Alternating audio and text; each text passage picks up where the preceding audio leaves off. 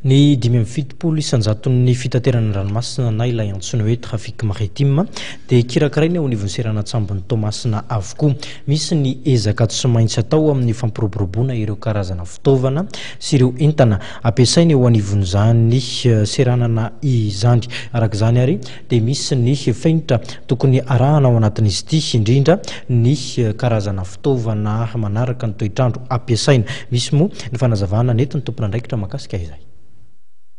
Manana anjara toerana lehibe ny seranantsambon'ny Toamasina ary misy ny ezaka izay atao mba hifanaraka amin'ny filan'ny toe-karena ny foto-drafitrasa izay misy ao an-toerana raha ny fanazavana izay noentin'ny Talai Généraly SPAT na ny Société du Port à Gestion Autonome de Toamasina. Zahay zany tsy maintsy miainga foana amin'ny filan'ny économie zany dia zay no ahafahanay zany mandrindra adapter ny infrastructure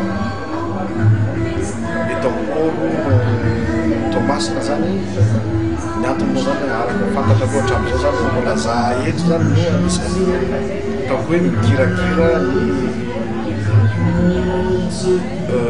trafic maritime 75% kama zay raha tsy diso mbola tsy maintsy mandalo eto ka atoato zany mbola mieritreritra zay fa mbola hanana ny lanja ny tipôty dia zay no mahatonga anay tsy kelikely dia n'izao zany dia efa mamboatra asa ary reny natorana roa teo reny zany fa hatrany amin'ny 2035 zany dia n'izao zay dia efa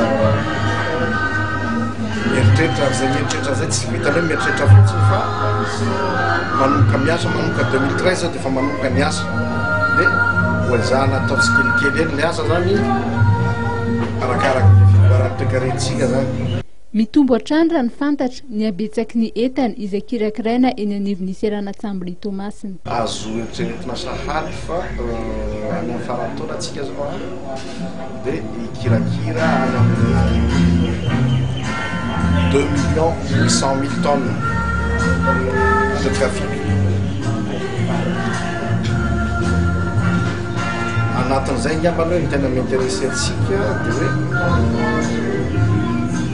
amin'ny faran'ny taona zay zany mieritreritra hoe mahavita 180 000 conteneurs. Noho ny mbola tsy fisian'ny fankatoavana iraisam-pirenena moa dia mbola tsy misy ny mpiara-miasa avy any ivelany afaka manampy an'ny SPAT amin'ny fanatanterahana izany tetikasa izany.